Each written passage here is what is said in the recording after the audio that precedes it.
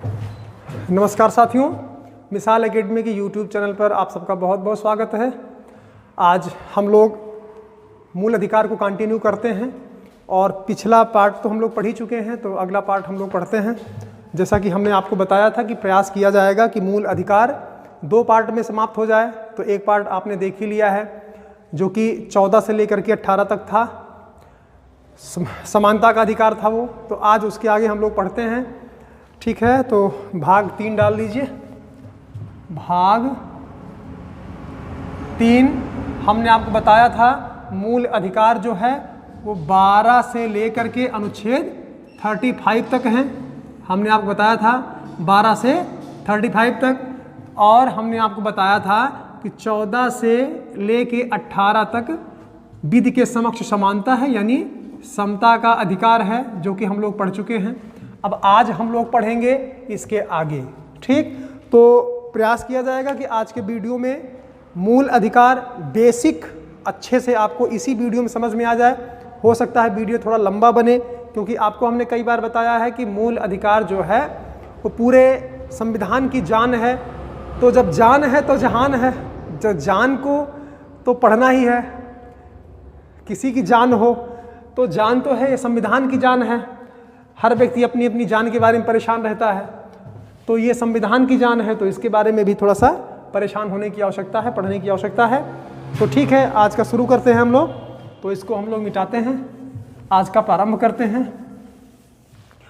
हमने आपको बताया था, आप पिछला वीडियो देखेंगे तो समझ में आ जाएगा। हमने बांट दिया था पार्ट वाइज। 6 अधिकार हैं वर्तमान में हमारे, मूल अधिकार टोटल 6 हैं। हमने आपको बताया था 14 से लेकर 18 तक समता का अधिकार, 19 से लेकर के 22 तक स्वतंत्रता का अधिकार, 23 और 24 में शोषण के विरुद्ध अधिकार, 25 से लेकर के 28 तक धार्मिक स्वतंत्रता का अधिकार, 29 और 30 में अल्पसंख्यकों को भाषा संस्कृति संबंधी अधिकार, और अनुच्छेद 32 में हमने आपको बताया था संवैधानिक उपचारों का अधिकार।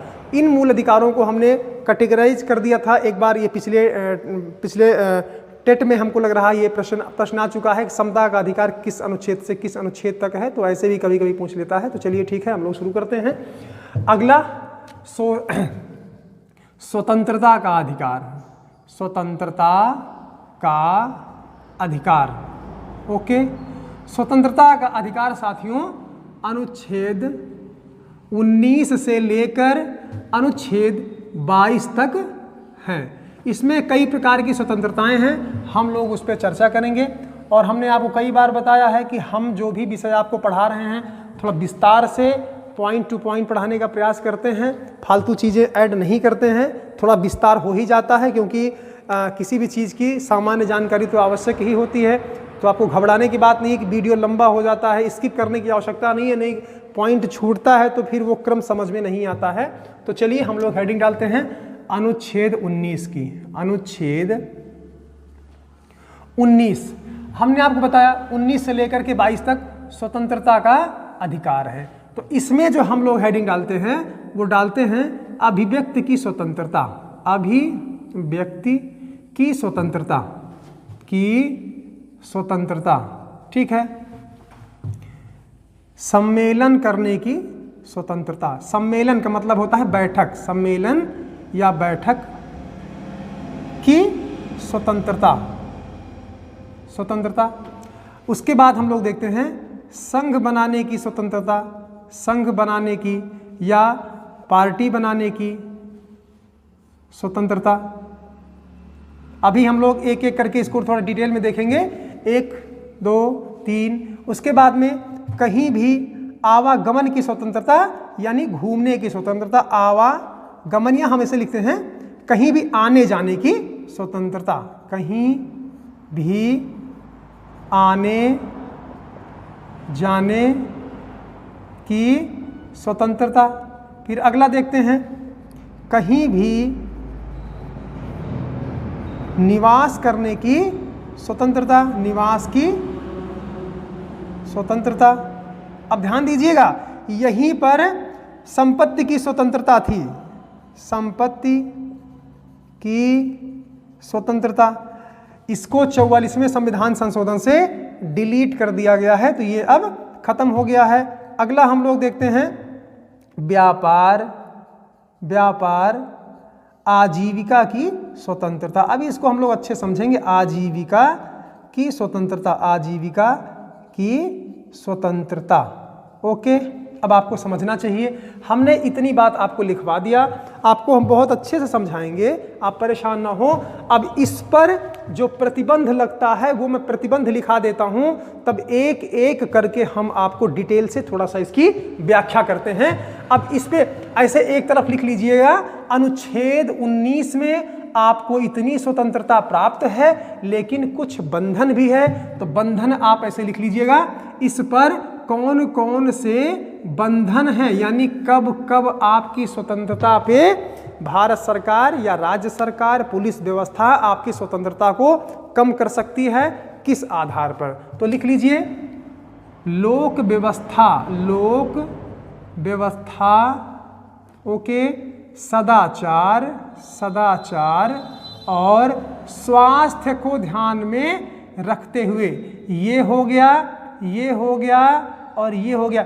इन आधारों पर स्वतंत्रता पर प्रतिबंध लगाया जा सकता है। अभी हम एक एक करके आपको समझाएंगे, समझ में आ जाएगा।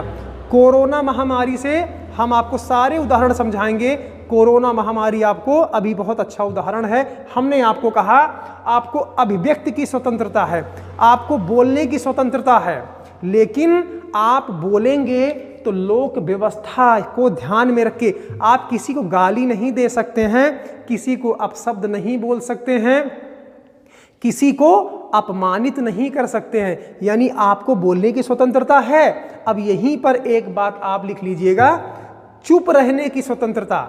ये बंधन आप लिख लीजिए, बंधन को हम मिटाएंगे या ऐसे बोलेंगे तो समझिएगा आप। अब हम आपको बता रहे हैं, जैसे अभिव्यक्ति की स्वतंत्रता यानी अपनी बात को रखने की स्वतंत्रता है, तो इसी के अंतर्गत आप देखेंगे तो प्रेस की स्वतंत्रता, प्रेस की, पेपर वालों की प्रेस की स्वतंत्रता भी इसी में है, प्रेस की स्वतंत्रता भी इसी में है। आपने देखा होगा मीडिया वालों की स्वतंत्रता, मीडिया की स्वतंत्रता भी इसी में है, मीडिया की स्वतंत्रता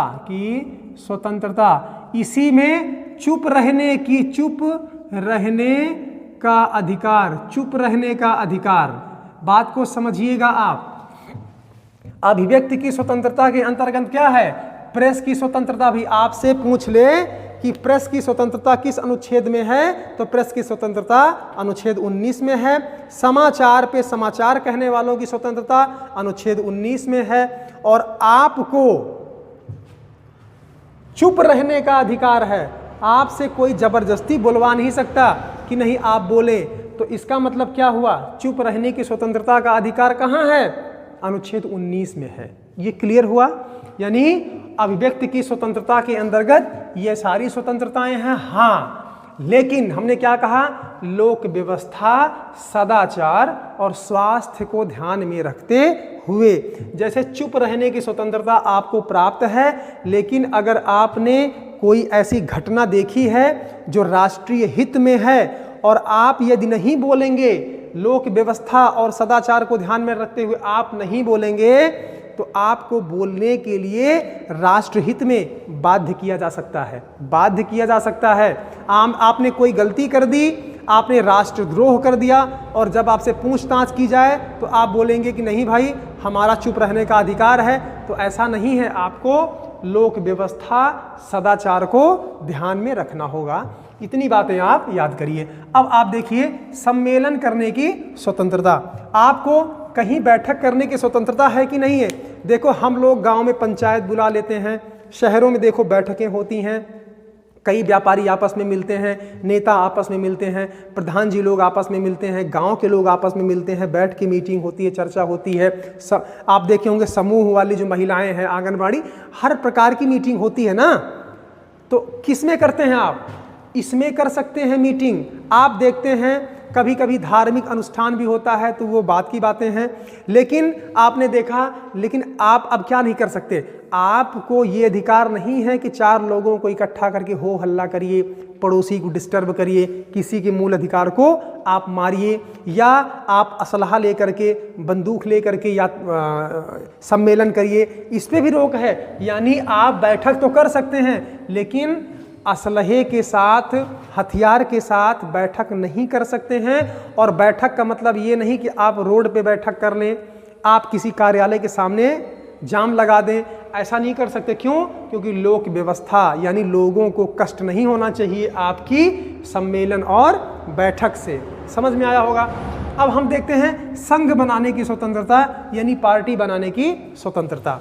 लोग पार्टी बनाते हैं कि नहीं? लोग कमेटियों का गठन करते हैं। आप देखते होंगे विद्यालय में कमेटी होती है, व्यापार संघ की कमेटी होती है, गांवों में कमेटी होती है, विद्यालयों में कमेटी होती है, हर जगह कमेटी होती है, लगभग बहुत जगहों पर कमेटी होती है। तो आप संघ बना सकते हैं, पार्टी बना सकते हैं, लेकिन लोक व्यवस्था और सदाचार को ध्यान में रखते हुए आप आतंकवादी वाली पार्टी नहीं बना सकते हैं। आप कोई ऐसी पार्टी नहीं बना सकते हैं जो समाज को तोड़े, समाज को डिस्ट्रॉय करे, समाज को नुकसान पहुंचाए। तो आपकी उस पार्टी पर प्रतिबंध लग सकता है। आपने देखा होगा जम्मू कश्मीर में कई पार्टियों पर प्रतिबंध लगा है। सिमी नामक एक संगठन था जो बांग्लादेश से सहायता प्राप्त करता था, आप देखे होंगे उस पर बहुत सारा प्रतिबंध लगा है। और आप देखे होंगे बहुत सारा नक्सल क्षेत्र में है तो वहाँ पे प्रतिबंध लगा हुआ है। तो आपको पार्टी बनाने की स्वतंत्रता है, संघ बनाने की स्वतंत्रता है, लेकिन लोक व्यवस्था और सदाचार को ध्यान में रखते हुए। अब अगला हम लोग देखते हैं कहीं भी आने जाने की स्वतंत्रता है। आने जाने की स्वतंत्रता तो है, लेकिन कोरोना महामारी में क्या आपको घर से बाहर भाई घर से बाहर आपको नहीं निकलने दिया गया। आप घर में ही रहिए, आप सुरक्षित रहिए, वहाँ पे आप बिल्कुल नहीं निकल सकते हैं। तो किसको ध्यान में रखते हुए? स्वास्थ्य को ध्यान में रखते हुए आपको रोका गया है। आप इसमें बिल्कुल मुकदमा नहीं दायर कर सकते कि हमको घूमने की आज़ादी नहीं है। आप देखे होंगे धारा 144 या जो भी है लगा दिया गया था। तो कहीं भी सम्मेलन या बैठक नहीं कर सकते थे, 4 लोग कहीं एकत्र नहीं हो सकते थे। ये सारी चीज़ें लोक व्यवस्था, सदाचार और स्वास्थ्य को ध्यान में रखते हुए की गई हैं। ठीक है, आने जाने की स्वतंत्रता तो होती है, कहीं भी आने जाने की। बहुत जगहों पे लिखा होता है निषिद्ध क्षेत्र लिखा होता है ना, तो क्या ज़रूरी है कि वहाँ आप जाएंगे? नहीं। मान लीजिए संसद भवन में आपको जाना है, आप क्यों जाओगे भाई वहाँ पे? क्योंकि खतरा हो सकता है ना वहाँ पे। किसी के घर में आपको जाना है, क्या घुस जाएंगे क्या किसी के आंगन में? अरे भैया, किसी के आंगन में आप घुसेंगे और बोलेंगे देखो भैया हमको कहीं भी आने जाने की स्वतंत्रता है, किसी के घर में घुस जाएंगे। कहीं बैंक है उसमें मैनेजर साहब के पास घुस जाएंगे और बोलेंगे देखिए मैनेजर साहब डिस्टर्ब मत करिए, अनुच्छेद 19 पढ़ लीजिए, उसमें कहीं भी घुसने की स्वतंत्रता है। तो ऐसा नहीं है, क्योंकि लोक व्यवस्था और सदाचार को ध्यान में रखते हुए ये सारी बातें कही गई हैं। अब अगला हम लोग देखते हैं कहीं भी निवास करने की स्वतंत्रता। अभी तक जम्मू कश्मीर इसका अपवाद था, लेकिन आपको पता है 31 अक्टूबर 2019, बार बार आपको डेट हम बताते हैं, 31 अक्टूबर 2019 से जम्मू कश्मीर का विभाजन हो गया है। तो जम्मू कश्मीर में भी आप जा सकते हैं, आ सकते हैं, रह सकते हैं, वहाँ की नागरिकता ले सकते हैं। तो ये अब प्रतिबंध समाप्त हो गया, यानी कहीं भी निवास करने की स्वतंत्रता। लेकिन क्या रोड पर आप घर बनवा सकते हैं? क्या किसी सरकारी ज़मीन पर आप कब्जा कर सकते हैं? क्या किसी विद्यालय के सामने, मतलब कुछ भी ऐसा स्थान जहाँ पर कुछ लोक व्यवस्था और सदाचार को ध्यान में रखना हो, क्या वहाँ मकान बना सकते हैं? आप देखते होंगे एरोप्लेन जहाँ एयरपोर्ट होता है उसके अगल बगल ऊंचे मकानों पे प्रतिबंध होता है। तो क्या आपके मूल अधिकार का उल्लंघन है? वो नहीं है। क्यों? क्योंकि लोक व्यवस्था और सदाचार को ध्यान में रखना है। अगला हम लोग देखते हैं व्यापार की स्वतंत्रता। हाँ तो ठीक है, बिल्कुल है हमको व्यापार की स्वतंत्रता। हम लोग दुकान खोलते हैं, पान की गुमटी खोल लेते हैं, चाय की दुकान खोल लेते हैं, बड़ा बड़ा मॉल खोल लेते हैं। तो क्या बम बनाने की दुकान खोल सकते हैं? क्या कट्टा बेचने की दुकान खोल सकते हैं? क्या शराब की दुकान खोल सकते हैं? क्या भांग बेचने की दुकान खोल सकते हैं? क्या तो नहीं खोल सकते हैं। हर चीज़ का नियम है, लोक व्यवस्था और सदाचार को ध्यान में रखते हुए। तो आपने देखा अनुच्छेद 19 अभिव्यक्ति की स्वतंत्रता के साथ साथ कितनी प्रकार की स्वतंत्रता है?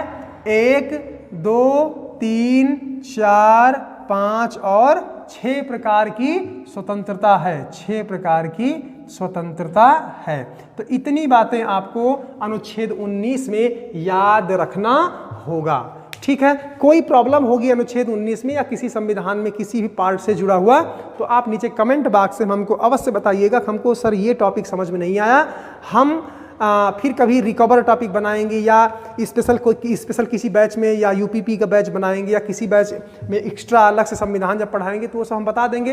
तो आप इसके लिए परेशान नहीं होना, आप ये जरूर बताना कि आपको कोई चीज़ समझ में ना आई हो। तो हम आशा करते हैं कि अनुच्छेद 19 आपको समझ में आया होगा।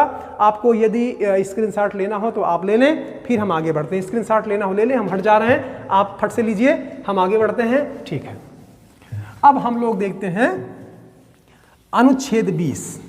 अनुच्छेद 20 यानी 19 में बहुत बातें आपने सीखा होगा कि चुप रहने की बातें भी हैं, प्रेस की स्वतंत्रता भी इसी में है, तो बहुत सारी बातें हैं। और राइट टू इन्फॉर्मेशन, एक बात हम आपको बताना भूल गए, सूचना का अधिकार अधिनियम है ना। तो जब अनुच्छेद 19 और 21 दोनों पढ़ के हम लोग पढ़ते हैं तो ज़्यादा समझ में आता है। तो अनुच्छेद 21 में भी आपको जानने का अधिकार भी है, राइट टू इन्फॉर्मेशन यानी जानकारी का अधिकार है। आप किसी अधिकारी से, किसी मंत्री से, किसी नेता से, कोई भी सरकारी कार्यालय हो जो सार्वजनिक सेवा में लगा हो तो वहाँ आप एक चिट्ठी के माध्यम से एक मतलब सूचना का अधिकार प्रपत्र होता है, चिट्ठी लिख करके उनसे मांग सकते हैं। तो इसी अनुच्छेद 19 और आगे हम लोग पढ़ेंगे तो 21, इन दोनों को मिला के पढ़ने पे राइट टू इन्फॉर्मेशन यानी सूचना के अधिकार के अंतर्गत आपको सूचना पाने का भी अधिकार है। तो हम लोग आते हैं अनुच्छेद 20। अनुच्छेद 20, अब अनुच्छेद 20 में आप क्या देखेंगे? अनुच्छेद 20 में आप देखेंगे, लिख देते हैं यहाँ पे, अपराध के संबंध में दोष सिद्धि से संरक्षण। इतनी बातें समझ में आई। इसका मतलब ये होता है अपराध के संबंध में दोष सिद्धि से संरक्षण, यानी इसका मतलब ये होता है, आपको हम बताएं, इसमें 2-3 बातें लिखी हैं। इसमें यह लिखा हुआ है कि आप कोई अपराध करते हैं तो आपको एक अपराध के लिए एक प्रकार का दंड दिया जाता है। हम लोग देखते हैं जैसे अपराध के संबंध में आपने कोई अपराध किया, उदाहरण 2-3 समझिए तब लिखवाते हैं। लिखवाने में तो कोई बात नहीं, आपको बुक में मिल जाएगा, मेन चीज समझना होता है। अनुच्छेद 20 में लिखा हुआ है कि दोष सिद्धि, यानी आप कोई अपराध करते हैं, कोई गलती करते हैं तो आपको संविधान ने क्या क्या अधिकार दिए हुए हैं ये आपको समझना है इसमें। तो आप समझिए, जैसे आपने कोई अपराध कर दिया तो आपको सजा, एक अपराध के लिए एक बार ही सजा मिलनी चाहिए। कभी कभी देखिए ऐसा होता है कि किसी व्यक्ति को फांसी दे दी जाती है, किसी व्यक्ति को, राजीव गांधी वाला केस इसमें सबसे अच्छा उदाहरण है। राजीव गांधी वाला केस 91 में आपको पता है जब उनकी हत्या हो गई थी तो वो जो लोग थे उनको फांसी की सज़ा दे दी गई थी। फांसी की सज़ा दी गई तो उनको फांसी पर नहीं लटकाया गया, इधर उधर टालते रहे, फिर आजीवन कारावास में बदल दिया गया, ऐसे कई प्रकार से होता रहा। तो अंततोगत्वा उनको फांसी पर रोक हो गई। क्यों? क्योंकि फांसी अगर चढ़ाना है तो आज आदेश हुआ तो जब उसकी डेट हो 4, 6, 10 दिन में तो आप फांसी पे चढ़ा दीजिए। ऐसा नहीं है। मान लीजिए किसी व्यक्ति को सन 2020 में फांसी की सज़ा होती है और किन्हीं कारणों से 4-5 साल तक उसको फांसी पे नहीं लटकाया जाता है। राजीव गांधी वाले केस में यही हुआ था। उन लोगों ने सन 2004 में एक दया याचिका भी दी थी राष्ट्रपति के पास, तो राष्ट्रपति ने 2011 तक कुछ बोला ही नहीं, ना हाँ कहा ना कहा। तो कितना 7 वर्ष लग गए राष्ट्रपति को यह बताने में कि इनको फांसी दी जाए कि ना दी जाए। अब उन लोगों ने मुकदमा दायर कर दिया मद्रास हाई कोर्ट में। तो मद्रास हाई कोर्ट ने यही कहा कि जब फांसी की सज़ा इनको हो गई तो तुरंत आप लटका दीजिए इनको, ना कि भाई इतने दिन तक आपने इनको बंद रखा ना, तो आपने तो इनको सज़ा दे दी ना, यानी फांसी की सज़ा है तो तुरंत लटकाओ, मर जाएं। आपने तो इनको 7 साल इधर और जो उधर था इतने दिन से आप इनको जेल में बंद किए हैं, तो एक सज़ा तो इनको मिल चुकी जेल में बंद होने की। अब दूसरी सज़ा फांसी नहीं हो सकती। क्यों? क्योंकि एक अपराध के लिए एक ही दंड का प्रावधान है। यानी अब आप लिखेंगे एक अपराध के लिए एक ही दंड दिया जा सकता, के लिए एक ही दंड दिया जाएगा, दंड दिया जाएगा। इतना समझ में आपको आया होगा और राजीव गांधी वाला केस हमने आपको बता दिया। अब आप ये मत कहिएगा कि बहुत लोग जेल में बंद रहते हैं और उनको बाद में फांसी होती है। तो जब ट्रायल चलता है, ट्रायल उनका मुकदमा चल रहा होता है, तब तो जेल में रहेंगे ही, वो उतना दिन रहते हैं। और जब आदेश हो जाता है कि अब इनको फांसी की सज़ा हो गई, इनको लटका दिया जाए, तो जल्द से जल्द लटकाना पड़ता है। नहीं तो फिर इसमें क्या हो सकता है, कोर्ट बोलेगा कि आदेश के बाद भी तुम इनको जेल में रखे थे, जो कि गलत है। ओके, अब हम लोग आते हैं अगले टॉपिक पे। इसमें देखते हैं, इसमें ये कहा गया है कि यदि कोई व्यक्ति मान लीजिए 25 मई 2020 को कोई व्यक्ति अपराध करता है। 25 मई 2020 को कोई व्यक्ति अपराध करता है और उस अपराध के लिए मान लो 10 साल की सज़ा का प्रावधान है।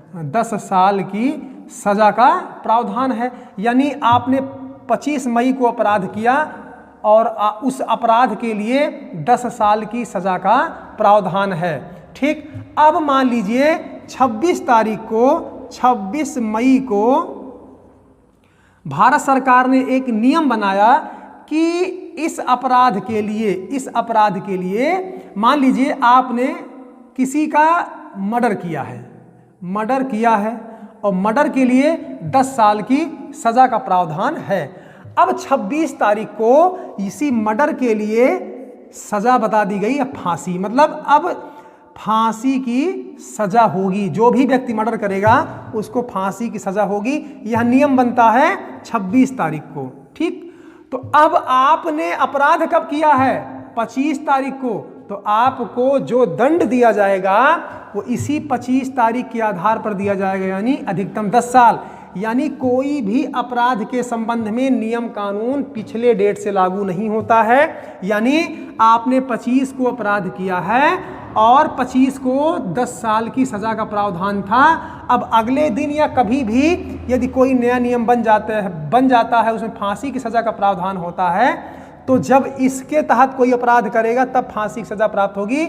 आपने चूंकि एक दिन पहले कर दिया है तो आपको यही 10 साल वाली सज़ा होगी। यह लिखा हुआ है अनुच्छेद 20(2) में। ठीक, अब हम लोग अगला देख लेते हैं। इसी में आपको हम इसलिए समझा रहे हैं कि आपके बारे में आपको थोड़ा सा इन चीज़ों के बारे में जानना चाहिए। अगला हम देखते हैं, इसमें यह कहा गया है किसी व्यक्ति को अपने विरुद्ध गवाही देने के लिए बाध्य नहीं किया जाएगा। गवाही देने के लिए बाध्य नहीं किया जाएगा। इसका मतलब ये हुआ कि यदि आपने अपराध किया है तो आपको जबरदस्ती नहीं कहा जाएगा कि आप अपने खिलाफ गवाही दीजिए। लेकिन एक बात ध्यान दीजिएगा, ये सामान्य अपराध के संदर्भ में देखा जाता है। ऐसा नहीं कोई आतंकवादी पकड़ा गया और उसको यह अधिकार प्राप्त होगा, तो ऐसा नहीं है। यानी सामान्य अपराध है। सामान्य अपराध का मतलब आप आतंकवादी नहीं है, देशद्रोही नहीं है, तो आपको ये संरक्षण मिलेगा। यानी आपको देखो, आपके मन में ये विचार आ रहा होगा फिर नार्को टेस्ट क्या है, लाइव डिटेक्टर टेस्ट क्या है, ब्रेन मैपिंग क्या है। तो आप देखते होंगे ये सब करने के लिए आपकी परमिशन मांगी जाती है, आपका सिग्नेचर होता है कि हाँ मैं इससे संतुष्ट हूँ, अब हमारा ब्रेन मैपिंग कर सकते हैं आप, नार्को टेस्ट कर सकते हैं आप, या जो भी लाइव डिटेक्टर से जो भी है झूठ पकड़ने की मशीन होती है वो। तो ये सारी चीज़ें आपके मन से होती हैं, ना कि ज़बरदस्ती होती हैं, क्योंकि आपको संरक्षण प्राप्त है। सुप्रीम कोर्ट ने, माननीय उच्चतम न्यायालय ने रोक लगाई हुई है कि किसी को ऐसा नहीं कर सकते। हाँ, बहुत आवश्यक हो तो किया जा सकता है। और पुलिस वाले आप देखते हैं कि वो करवा ही लेते हैं, तो ये आप मत समझिएगा कि पुलिस वाले करवा रहे तो अधिकार है, ऐसा अधिकार नहीं है उनके पास, ज़बरदस्ती पुलिस वाले करवा लेते हैं। चलिए, आपने अनुच्छेद 20 देख लिया। अपराध के संबंध में, यदि आपने अपराध किया है तो उसके संबंध में आपके कौन कौन से अधिकार हैं। अब हम लोग आते हैं अनुच्छेद 21 पर। 21 आपके लिए बहुत इंपॉर्टेंट है, 21 आपके लिए बेहद इंपॉर्टेंट है, ये भी समझ लीजिए। जान की जान है, संविधान का जान मूल अधिकार की जान अनुच्छेद 21 है। तो अनुच्छेद 21 देखते हैं। साथियों, हम बार बार कहते हैं, हमारा प्रयास अच्छा लग रहा हो तो सब्सक्राइब करिए और आगे बढ़ाइए हमारे प्रयास को, कि शिक्षा का प्रकाश पूरे देश में फैलाना है, अच्छे से फैलाना है, उसमें कोई लाग लपेट वाली बात नहीं करना है। आप सहयोग करेंगे तभी होगा, क्योंकि हमारा उद्देश्य आपके सहयोग से पूरा होगा। आप हमारा सहयोग नहीं करेंगे तो हमारे प्रयास से कोई मतलब नहीं है, क्योंकि हम तो आपके लिए ही कर रहे हैं ना। कोई टीचर पढ़ाता है तो अपने छात्रों के लिए पढ़ाता है, और छात्र सहयोग करते हैं, आगे बढ़ाते हैं, तभी कुछ होता है। हम आपसे बार बार कहते हैं, ईमानदारी से हमारी ईमानदारी को पहचानिए आप और आगे बढ़ाइए, आपको सुकून महसूस होगा। अब हम लोग देखते हैं अनुच्छेद 21। इसकी जो हेडिंग है उसका नाम है प्राण एवं दैहिक स्वतंत्रता। दैहिक स्वतंत्रता, इसका मतलब क्या होता है? प्राण और शरीर, यानी आपका शरीर और आपका प्राण सुरक्षित रहना चाहिए। किस अनुच्छेद में है? अनुच्छेद 21 में है। ओके, यही इसकी हेडिंग है। अब हम आपको बताते हैं, जैसे आपके प्राण की रक्षा सरकार करती है कि नहीं करती है? सरकार आपके प्राण की रक्षा करती है कि नहीं करती है? भाई,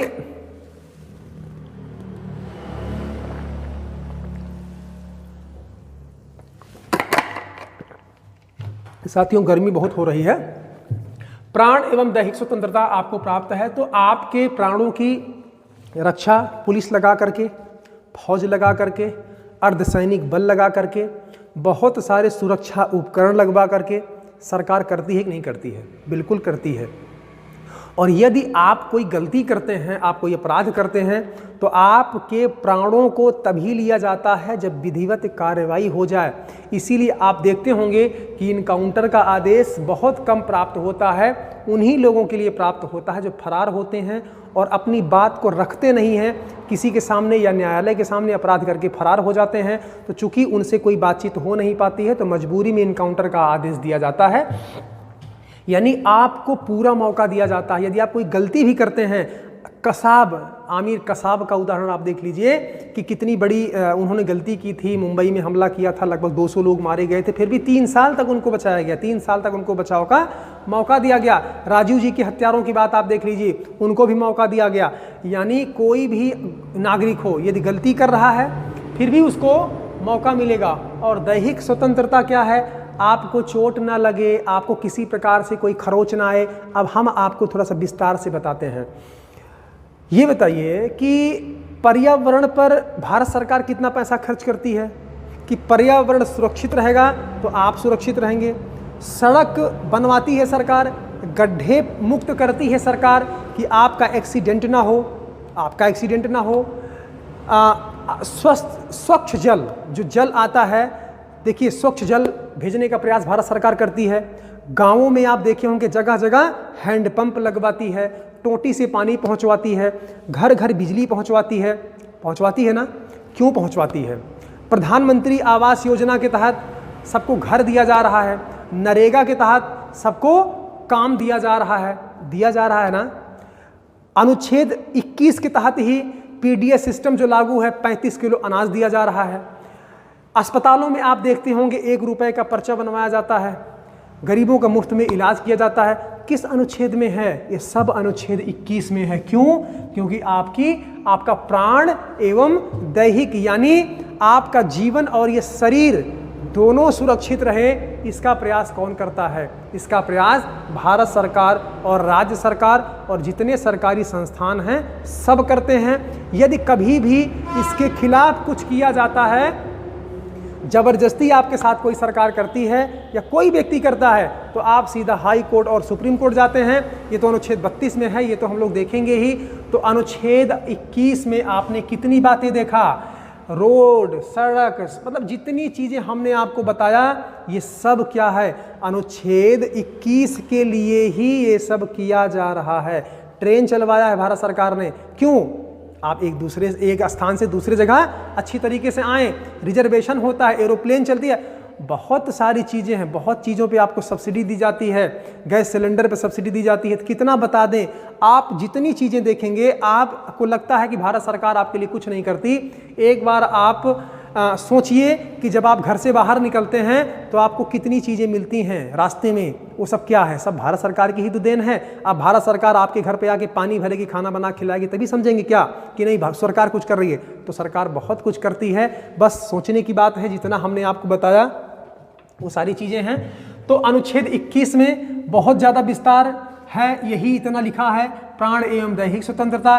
किसी भी व्यक्ति का अगर प्राण लिया जाता है, किसी व्यक्ति का अगर प्राण लिया जाता है तो उसको उचित आधार दिया जाता है। और हमने आपको कहा लोक व्यवस्था और सदाचार को ध्यान में रखते हुए, हमेशा एक बात को याद रखिएगा, लोक व्यवस्था और सदाचार को ध्यान में रखते हुए, जैसे आपको अपने प्राण की स्वतंत्रता करने का अधिकार है लेकिन दूसरे के प्राण लेने का अधिकार नहीं है, यानी आप अपने प्राणों की रक्षा करेंगे। इसका मतलब ये नहीं कि आपको लगा कि आपके ऊपर खतरा है तो आप दूसरे आदमी को मार दो, ऐसा आप नहीं कर सकते हो।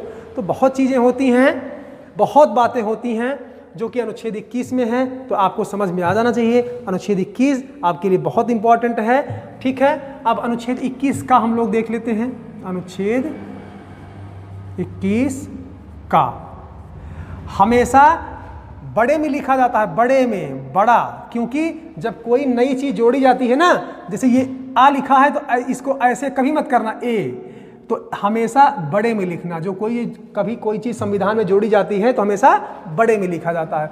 तो इसका मतलब ये हुआ, इसमें लिखा गया, देखिए ऐसे लिखते हैं 86 में, ऐसे लिख लीजिए आप, 86 में संविधान संशोधन से 6 से 14 वर्ष के बच्चों को शिक्षा का मूल अधिकार, शिक्षा का मूल अधिकार, इतनी बात आप ध्यान दीजिएगा।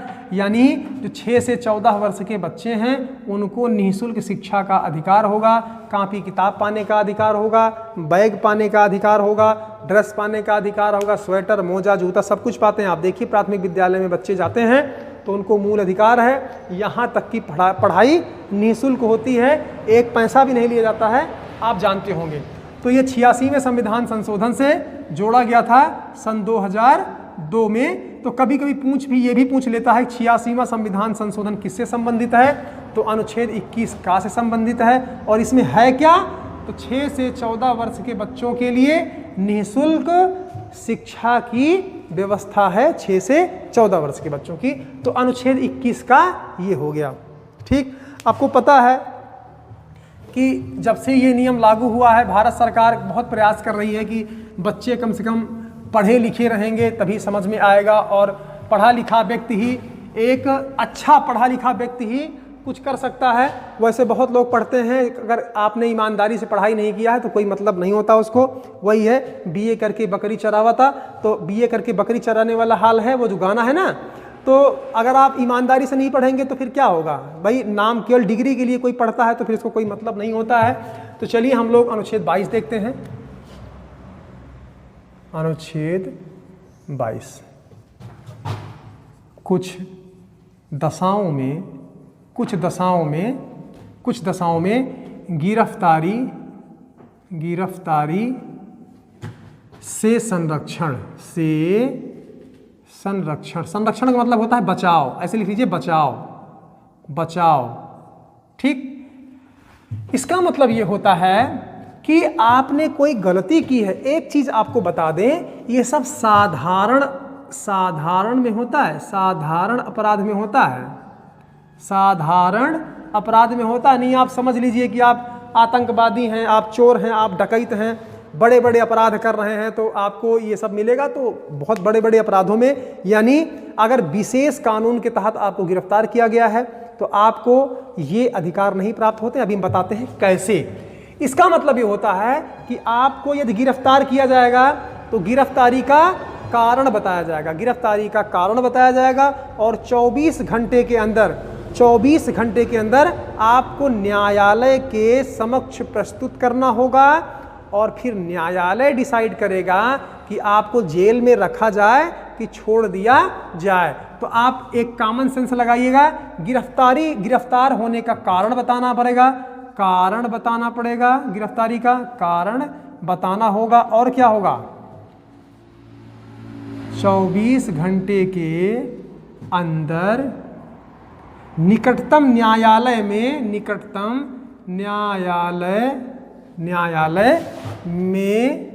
पेश करना होता है, पेश करना होगा। इतनी बात आपको समझ में आ गई होगी अनुच्छेद 24 में, अनुच्छेद 22 में। अब आपको यहां ध्यान रखना है,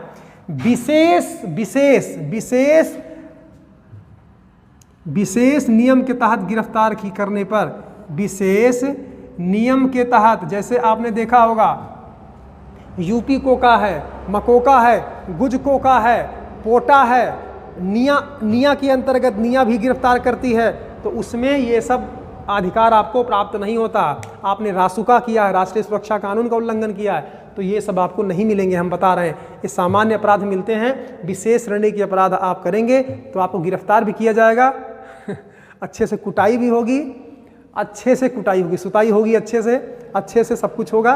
तो आप ये मत समझना कि ये सब प्राप्त है, ये सब नॉर्मल कंडीशन में प्राप्त होता है, विशेष कंडीशन में कुटाई होती है अच्छे से। तो आपने देखा अनुच्छेद 22 में कि कुछ दशाओं में गिरफ्तारी के संबंध में प्रिवेंटिव डिटेंशन इसको बोलते हैं, ठीक है। कभी कभी आपने देखा होगा कि शक के आधार पर गिरफ्तार किया जा सकता है, तो हाँ, शंका के आधार पर भी गिरफ्तार किया जाता है, लेकिन बताए हम विशेष परिस्थितियों में। तो ये बातें आप याद रखिएगा। अब हम लोग आते हैं अनुच्छेद 23 और 24 में। अनुच्छेद 23 और 24 हमने आपको कहा था कि स्वतंत्रता का अधिकार कहाँ तक था, स्वतंत्रता का अधिकार था 19 से लेकर 22 तक। अब ठीक है, इतना हो गया। अब हम लोग पढ़ेंगे शोषण के विरुद्ध अधिकार, शोषण के विरुद्ध अधिकार, शोषण के विरुद्ध अधिकार अनुच्छेद 23 और 24 में, 23 और 24 में। अब इसमें क्या देखेंगे आप, इसमें आपको देखना है कि किसी भी प्रकार का, अनुच्छेद 23 इसे डाल लीजिए, अनुच्छेद 23 लिखिए, इसमें लिखिए किसी भी प्रकार का बलात् श्रम, यानी इसको कहते हैं बंधुआ मजदूरी, बंधुआ मजदूरी एवं मानव व्यापार, मानव का दुर्व्यापार, या आप कह सकते हैं कबूतरबाजी, आपने बहुत बार आपने सुना होगा कबूतरबाजी। तो कबूतरबाजी यही मानव की तस्करी जब होती है, मानव को इधर उधर खरीदा और बेचा जाता है, उनकी किडनी निकाल ली जाती है, या लड़कियों की तस्करी की जाती है, बच्चों की तस्करी की जाती है, इधर से उधर उनको भेजा जाता है अपहरण करके, तो यही होता है। यानी इस पे रोक है। अनुच्छेद 23 में आपको कोई बंधुआ मजदूर नहीं बना सकता है, यानी आपसे कोई ज़बरदस्ती काम नहीं ले सकता है। यदि कोई काम लेता है तो आप उसके खिलाफ में नियम कानून बना हुआ है, उसको दंडित किया जाएगा। आपको कोई भी, आप देखे ही होंगे गांव में ऐसा कुछ अब बलात्श्रम नहीं होता है, हालांकि कहीं कहीं होगा अभी, तो ये बातें हैं। लेकिन यही एक बात आप नोट कर लीजिएगा, यदि आपात की स्थिति होती है, विशेष परिस्थितियों में सरकार आपसे काम ले सकती है, सरकार कार्य करवा सकती है। अभी जैसे कोरोना महामारी चल रही है, कोरोना महामारी, इसमें भारत सरकार चाहे तो आपको एक स्वयं सेवक संघ बनाने के लिए मजबूर कर दे और आपसे कहे कि आपको 2 घंटे रोड पे लेके लाठी खड़ा होना है और ये देखना है कि कौन लोग मास्क लगा कर आ रहे हैं, कौन लोग मास्क लगा कर के नहीं आ रहे हैं, या खाद्यान्न वितरण की आपको जिम्मेदारी दी जा सकती है। बहुत प्रकार की जिम्मेदारी आपको दी जा सकती है।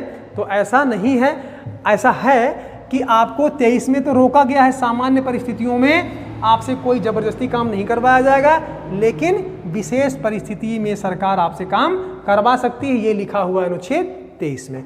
अब जब आप अनुच्छेद 24 पढ़ते हैं, अनुच्छेद 24 उसमें लिखा है बाल श्रम पर रोक, बाल श्रम पर प्रतिबंध, यानी हर प्रकार के प्रतिबंध, हर प्रकार का प्रतिबंध, यानी बाल श्रम पर प्रतिबंध है, यानी कोई भी किसी भी प्रकार का बाल श्रम नहीं हो सकता है। और 14 वर्ष से कम के बच्चों का, 14 वर्ष से कम के बच्चों का।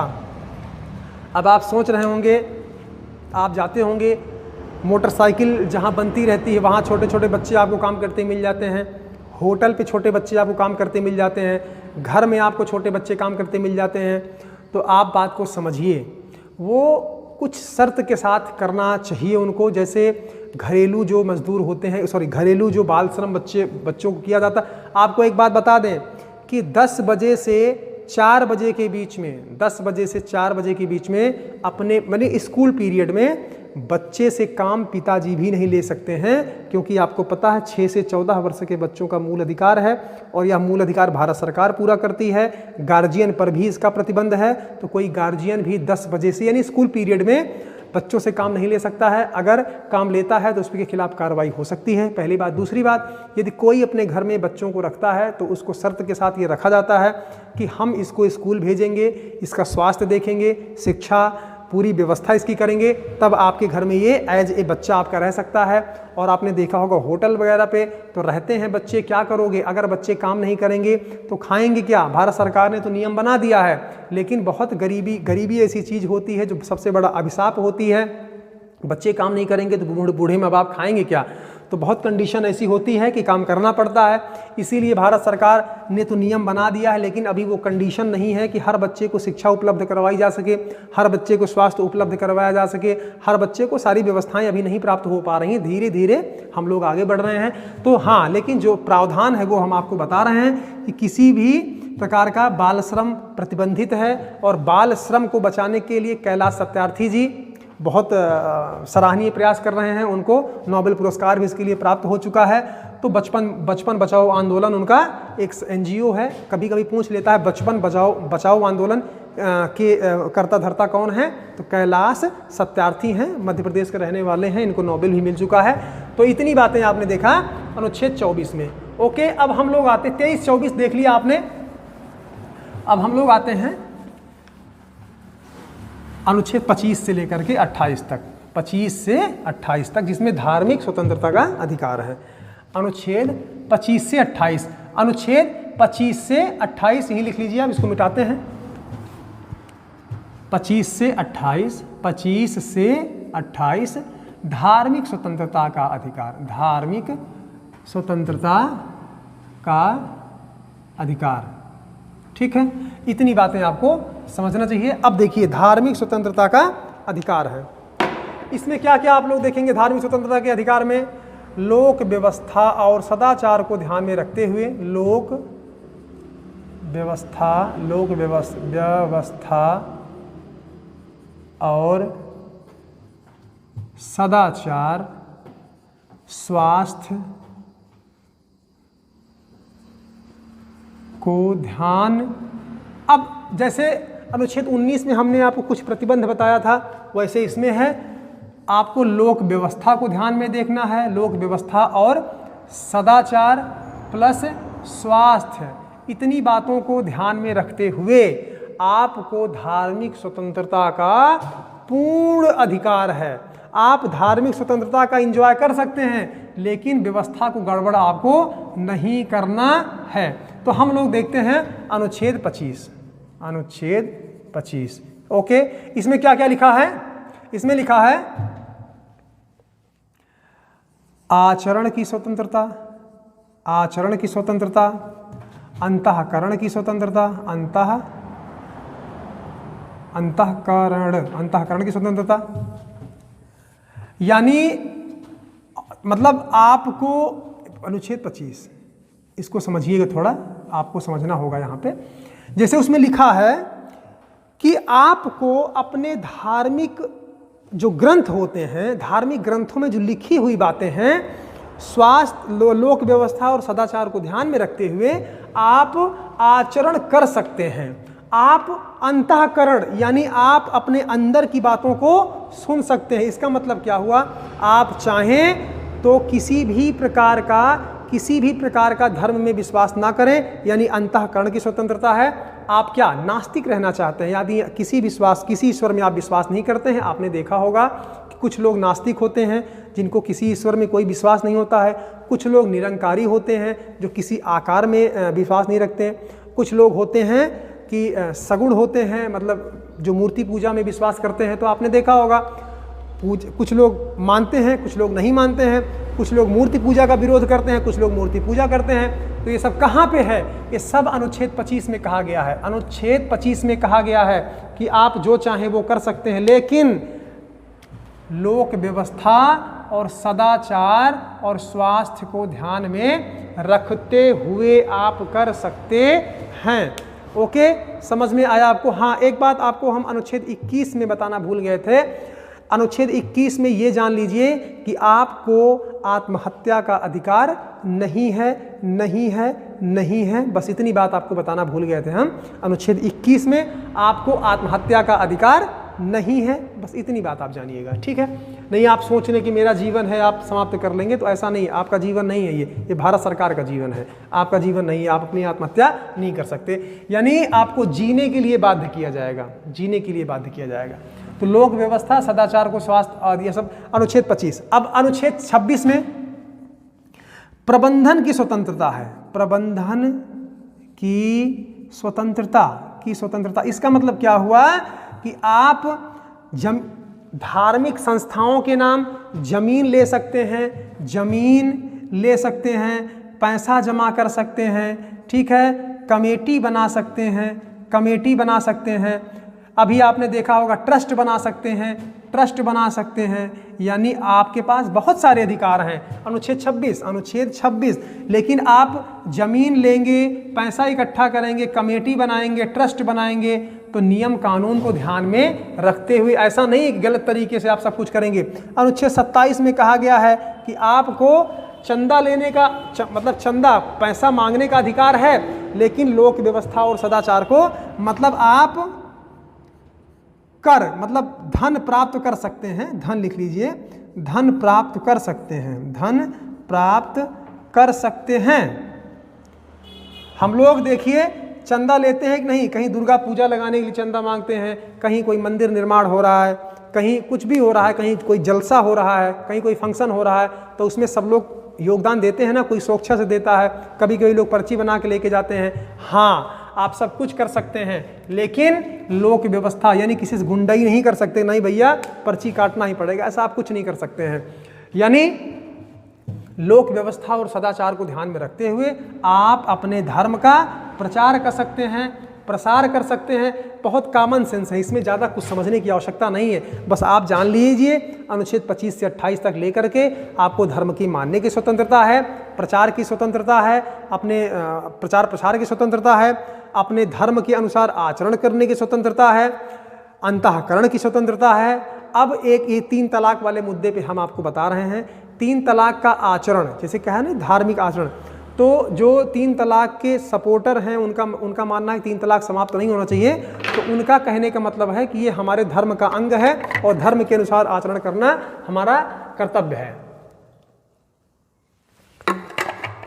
धर्म के अनुसार यदि कोई आचरण कर रहा है ठीक है, लेकिन आप क्या देखेंगे, सदाचार को ध्यान में रखना होगा, स्वास्थ्य को ध्यान में रखना होगा। यदि आप किसी लड़की को, किसी महिला को धक्के मार के तलाक तलाक तलाक बोल के घर से बाहर निकाल देंगे तो कहाँ जाएगी वो? अगर वो बाहर जाएगी तो लोक व्यवस्था यानी कानून बिगड़ेगा कि नहीं बिगड़ेगा, बाहर जाएगी क्या करेगी, वो क्या करेगी, आप सोचिए, खुद सोचिए आप कितना उसको परेशानी होगी।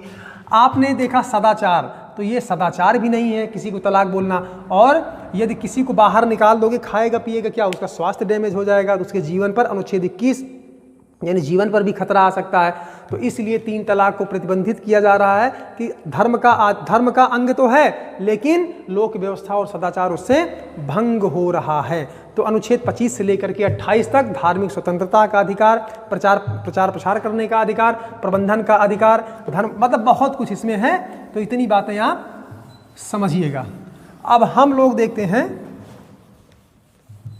29 और 30।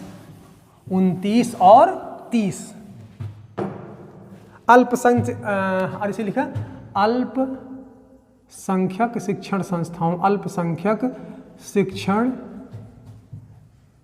संस्थाओं को कुछ अधिकार है। तो इसमें कौन कौन सा अधिकार है? भाषा, लिपि और संस्कृत का अधिकार है। यानी जो अल्पसंख्यक शिक्षण संस्थान होंगे, अल्पसंख्यक शिक्षण संस्थान होंगे, उसमें क्या है? उसमें कहा गया है कि अल्पसंख्यकों को, आपको पता है जब भारत आज़ाद हुआ तो बड़ी प्रॉब्लम थी, यहाँ पे काफ़ी प्रॉब्लम हुई। कुछ अंग्रेज़ यहीं रह गए थे।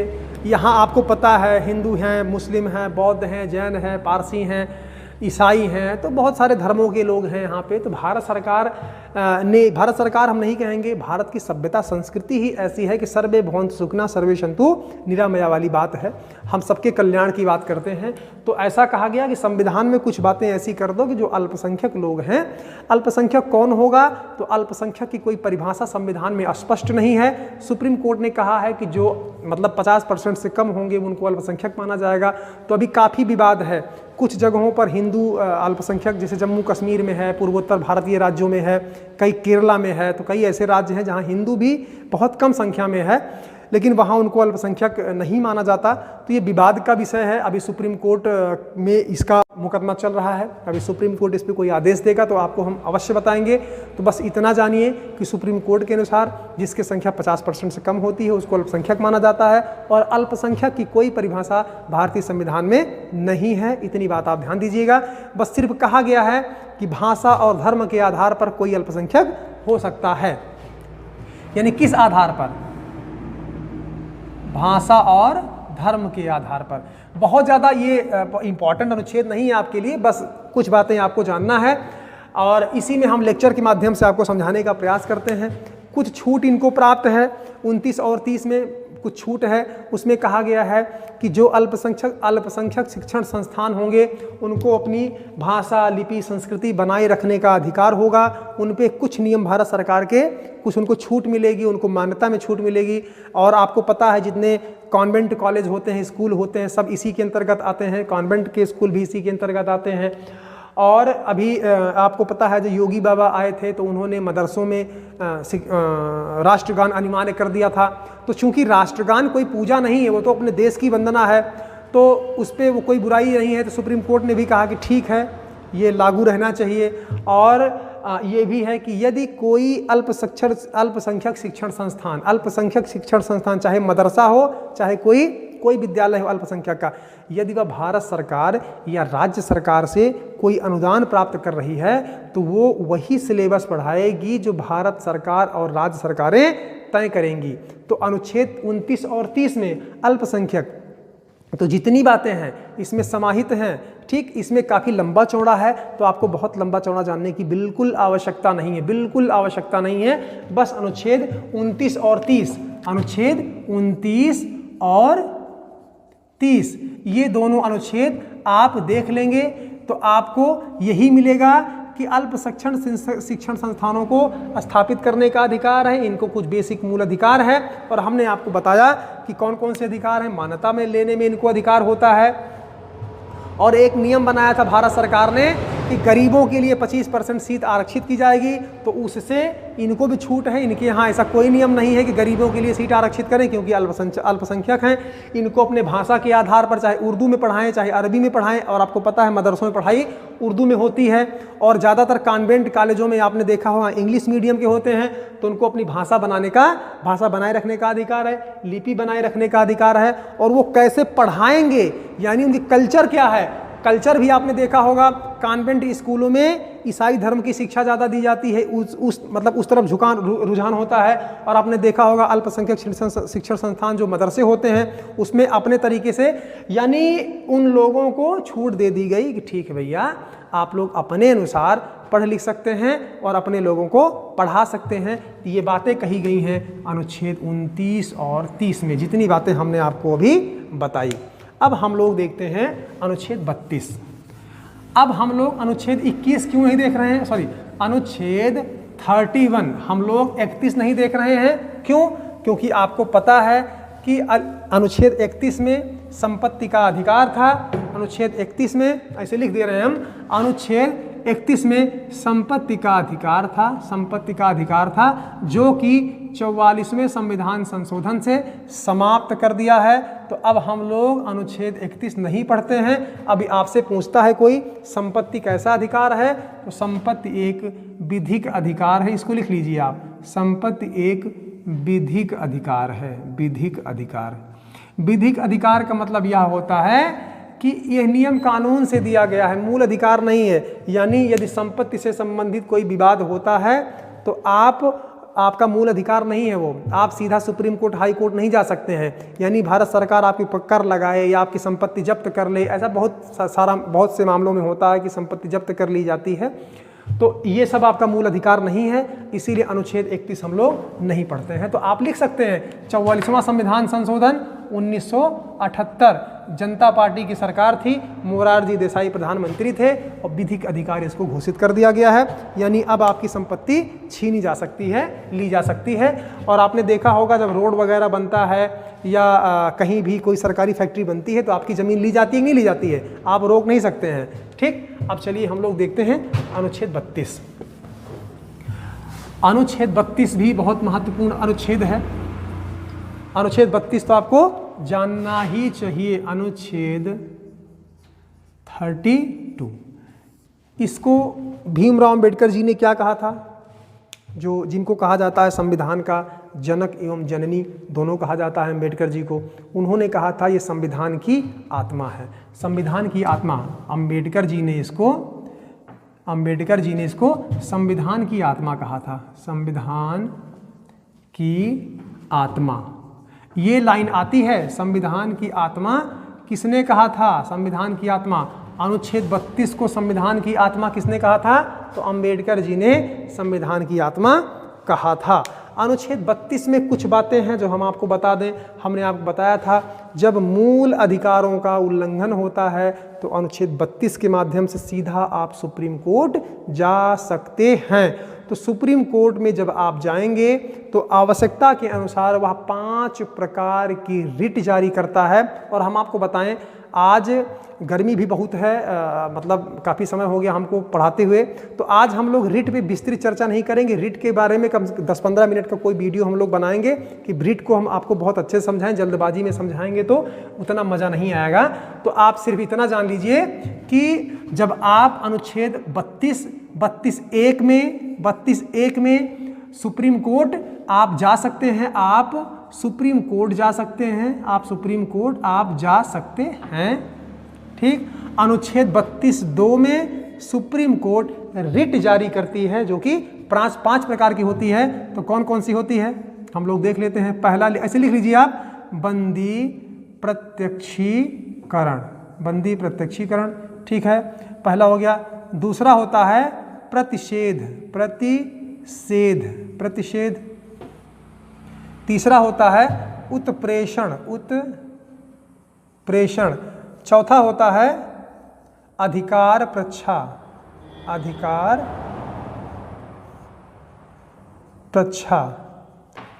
पांचवा होता है परमादेश। ये इतनी प्रकार की रिट जारी होती है बंदी प्रत्यक्षीकरण, प्रतिषेध, उत्प्रेषण, अधिकार परीक्षा और परमादेश, ये 5 प्रकार की रिट जारी करता है। आपको परेशान होने की आवश्यकता नहीं है साथियों, हम इस पर डिटेल में चर्चा करेंगे क्योंकि गर्मी ज़्यादा है। डिटेल में चर्चा करेंगे तो कम से कम 20 मिनट लगेगा और 20 मिनट हम लोग वीडियो आगे बढ़ जाएगा और क्षमता धीरे धीरे कम हो रही है। तो इसका हम अलग से वीडियो 15-20 मिनट जो भी बनेगा इसको हम लोग बनाएंगे। बस ये 5 प्रकार की रिट जारी करता है सुप्रीम कोर्ट और ये जारी करता है तो आपका काम हो जाता है। ठीक, अब हम लोग इस पे ज़्यादा भी चर्चा नहीं करेंगे, अनुच्छेद 32 पे हम लोग अलग से देखेंगे। तो अनुच्छेद चूंकि अभी 33, 34 और 35 भी बचा है तो उस पर हम लोग देख लेते हैं। आपको पता है कि अनुच्छेद 32 में कौन जारी करता है? Supreme court. और अनुच्छेद 226 में हाई कोर्ट जारी करता है। यही लिख लीजिए आप, हाई कोर्ट भी जारी करता है रिट। ठीक है, 5 प्रकार की रिट जारी करता है हाई कोर्ट भी, अनुच्छेद 226, इसको यहीं लिख लीजिए। तो अब हम लोग देखते हैं अनुच्छेद 33, अनुच्छेद 33, अनुच्छेद 33। इनमें बहुत कुछ नहीं है, बस आप लिख लीजिए कुछ लोगों को मूल अधिकार प्राप्त नहीं होता है। कुछ लोगों को कुछ मूल अधिकार प्राप्त नहीं होता है। कुछ लोगों को कुछ मूल अधिकार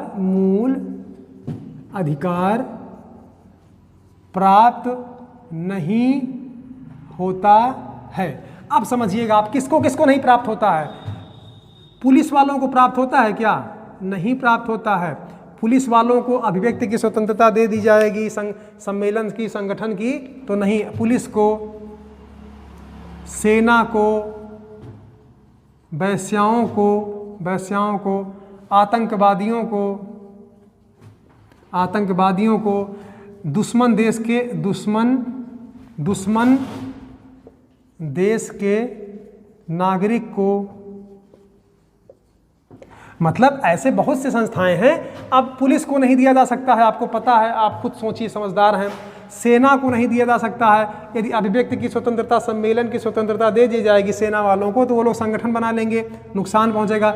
वैश्याओं को इसलिए नहीं है कि वैश्यागिरी अपने आप में मूल अधिकार का उल्लंघन है। जीवन की स्वतंत्रता, कैसे जीवन, नर्क वाला जीवन है वो, तो इसलिए इसको भी अधिकार नहीं है। आतंकवादियों को नहीं दिया जा सकता है, दुश्मन देश के नागरिकों को नहीं दिया जा सकता है।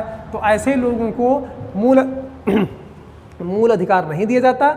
ये लिखा हुआ है अनुच्छेद 33 में। अब हम लोग यहीं पे देख लेते हैं अनुच्छेद 34। इसमें क्या है? इसमें ये कहा गया है कि कहीं पर यदि मार्शल लॉ लागू हो तो क्या होगा? मार्शल लॉ का मतलब होता है सेना का कानून। यदि कहीं लागू है सेना का कानून, यानी कहीं पर अगर फौज कभी देखिए दंगा हो जाता है तो फौज लगा दी जाती है। तो फौज जहाँ आती है वो अपने अनुसार काम करती है, यानी जहाँ फौज लगी हो वहाँ पर यदि कोई मूल अधिकार का उल्लंघन होता है तो वो उस तरह से मतलब लागू नहीं होता है। यदि कोई नुकसान होता है तो नियम के अनुसार भारत सरकार आपको देती है। यानी आपका मार्शल लॉ कहीं लगा हुआ है तो आपके मूल अधिकारों पे काफ़ी हद तक प्रतिबंध लग जाता है। और हम आपको पढ़ाएंगे जब आपातकाल, अनुच्छेद 358 और 359 पढ़ाएंगे तब उसमें आपको और बताएंगे हम। और आप यहीं पे अनुच्छेद हम लोग 35 देख लेते हैं, 35 देखते हैं। 35 में बहुत, ये 33, 34, 35 आपके लिए बहुत इंपॉर्टेंट नहीं है, लेकिन थोड़ा सा बता दे रहे हैं, जानना चाहिए। तो आप देखेंगे अनुच्छेद 35 में लिखा हुआ है जो अनुच्छेद अधूरे हैं, जो अनुच्छेद अधूरे हैं उनको पूरा करना। अब आप सोचेंगे यार कौन सा अनुच्छेद अधूरा है? तो कई अनुच्छेद अधूरे हैं। जैसे वहाँ पर कहा गया है अस्पृश्यता का अंत किया जाता है, बस इतना कह दिया गया है और तो कुछ नहीं कहा गया है ना, तो वो अधूरा है, यानी उसमें नियम कानून कोई बनाना होगा तो अनुच्छेद 35 का सहारा लिया जाएगा। जैसे कहा गया है उपाधियों का अंत किया जाता है, तो उपाधियों का अंत यदि किया जा रहा है तो उसके बारे में कोई नियम कानून नहीं बनाया गया है। नियम कानून किस अनुच्छेद के तहत बनाया जाएगा?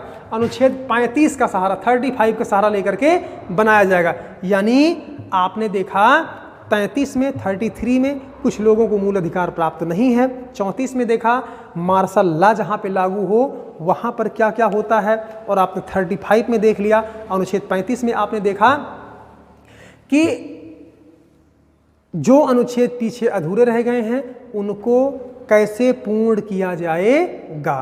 तो आज हम लोगों ने अनुच्छेद 19 से लेकर के अनुच्छेद 32 तक पढ़ा है, 35 तक पढ़ लिया है। तो आज साथियों मूल अधिकार समाप्त होता है। और यदि कोई भी बात, कोई भी टॉपिक समझ में नहीं आया होगा तो आप कमेंट बॉक्स में कमेंट करके हमें ज़रूर बताइएगा। हमारा प्रयास है कि संविधान आपको आराम से पढ़ा दें, एक एक चैप्टर करके पढ़ा दें, इसीलिए हम एक एक चैप्टर चल रहे हैं, आपको पढ़ाने का प्रयास कर रहे हैं साथियों। तो आप लोग पढ़ते रहिए, ठीक है साथियों। नमस्कार, जय हिंद।